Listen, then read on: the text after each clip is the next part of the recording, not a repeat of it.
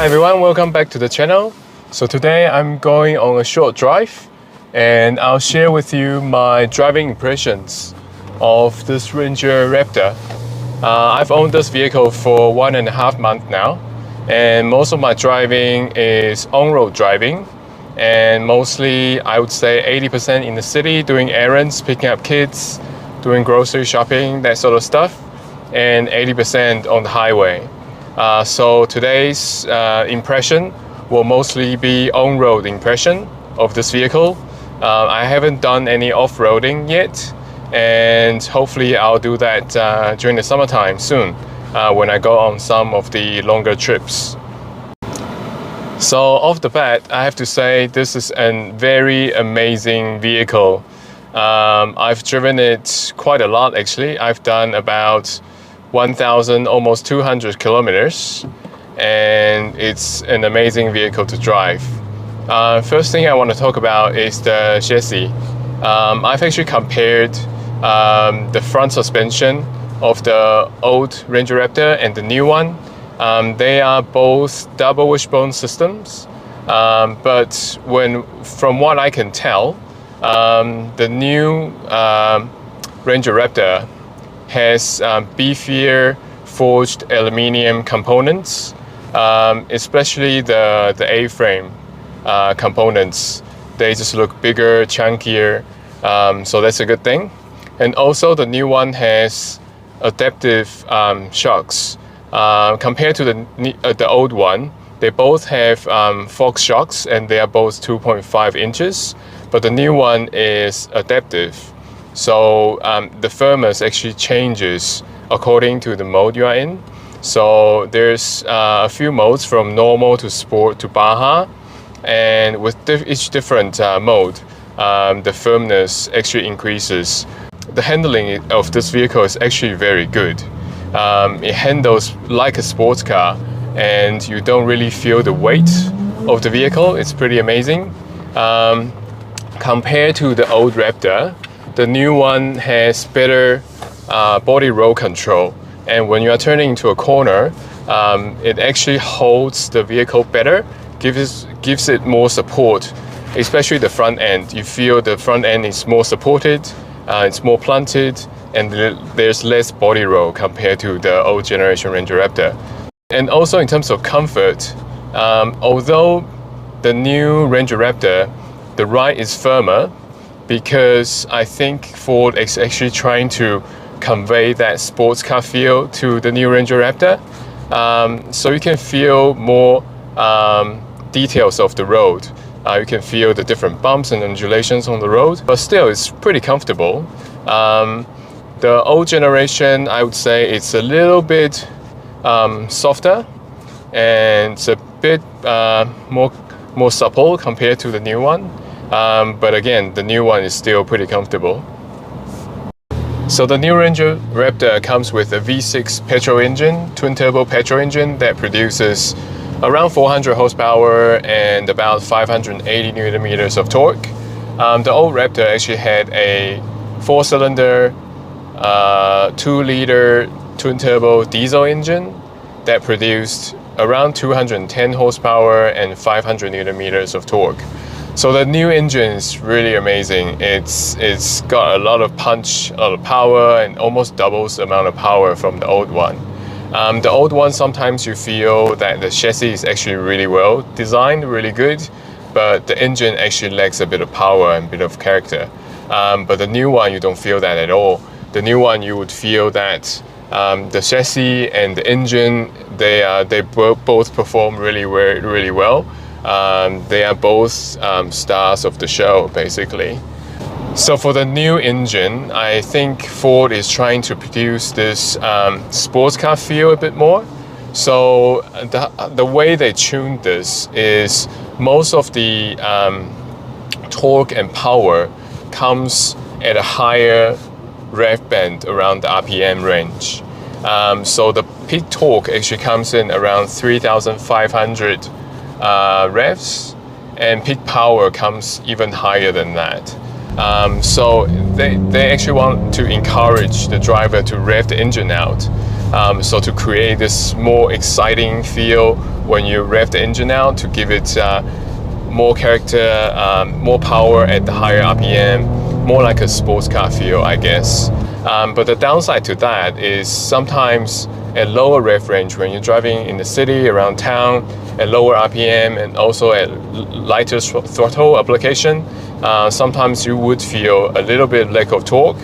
And then every time from standing start, if you don't rev it up to around 3,000 to 3,500 RPM, you don't feel the car is very urgent. So that would also, contribute to the higher fuel consumption as well, because you always have to rev it a bit more.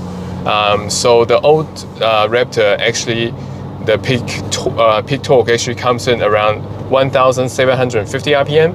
So that's much lower. That's half of the rev range from the new one. So when you're driving around town at lower speeds, the pickup is a little bit better and saves a bit of fuel as well. So the fuel consumption in the old one that I had is actually quite okay.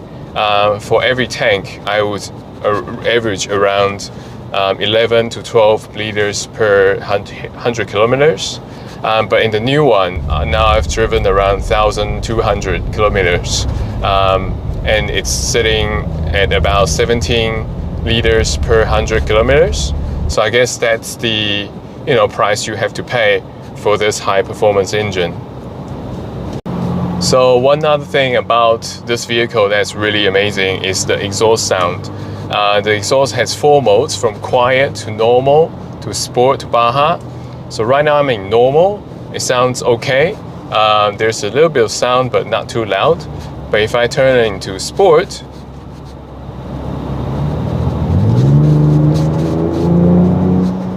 you can hear the sound is much more prominent.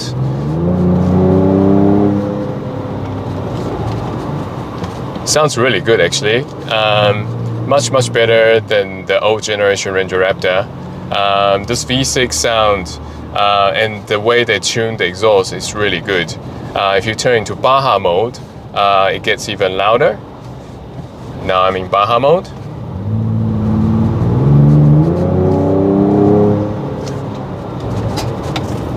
Yeah, so it's amazing, great exhaust sound.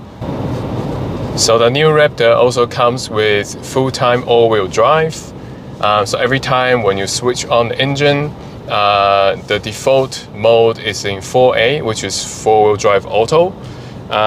Compared to the old generation where the default mode is a rear-wheel drive setup, this new generation, when you drive it, it feels much more planted, it's much more grip, and much safer as well, especially in the rain or when the ground is really wet.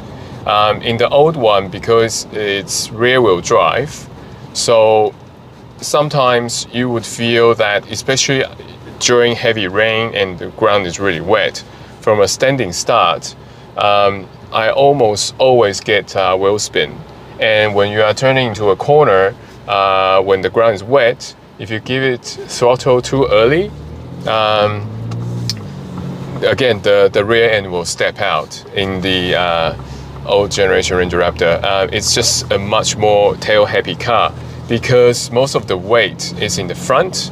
The engine, the passenger, and all that, it's both in the front. And if the rear tray is not loaded, then the rear is actually quite light. So in a rear-wheel drive setting, it can get quite tail-happy sometimes. But in the new one, you don't feel that at all. It's very planted. It feels very safe, even in the rain and when the ground is wet. If you give it throttle, there's not much wheel spin at all. So yeah, that's a major difference between the new and the old. So the new generation Ranger Raptor actually comes with quite a lot of driving modes actually. Some for on-road use and some for off-road use and some for wet and snowy conditions. It basically caters for every road condition that you can think of. It's pretty amazing. So for on-road use, I usually just use normal, sport, and sometimes Baja. And in normal mode, it's very comfortable, it's quite quiet, and the gearbox shifting and everything is just very smooth, very good. Once you switch to sport, the downshifting is more aggressive, throttle response is more sharp, and the exhaust turns into sport mode exhaust, which is a bit louder from normal. And if you switch to Baja, basically that's the most intense mode. Everything is dialed up to 100%, sharper throttle and more aggressive downshifting, and also the exhaust sound becomes really, really prominent and very good to hear. And the damper also firms up as well. And also if you are in Baja, I think traction control is turned off. So you have to be careful with Baja mode when you're driving in the wet conditions. But overall, these modes are very fun to switch around and use. Yeah, it's great that Ford designed these modes. So this character of the car actually changes with these modes. It's amazing. So you want to be comfortable driving every day, you just use normal. You want to give it a bit of fun and going on twisty roads, you can turn into sport or Baja. So yeah, and the changes are very obvious, and a lot of difference between the modes, which is very, very amazing.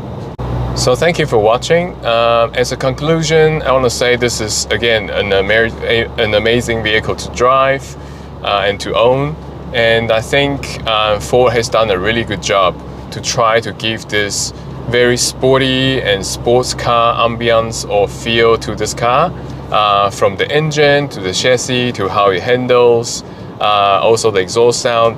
Everything adds up to the experience and makes this car really fun to drive actually, and feels very much like a very refined sports car. I almost want to call this like a sport ute. Yeah, it's that amazing. So thank you again for watching. I will be doing hopefully a few road trips in the summertime. It is summer in New Zealand right now. I'll also be fitting my rear tray lid as well and put on my rooftop tent. And I'll be bringing you more content on the Ranger Raptor. So please stay tuned. I've also done a couple of other reviews of this vehicle on my channel, so if you haven't watched that, I encourage you to do so, and please like and subscribe to help me grow this channel. Thank you again. Bye.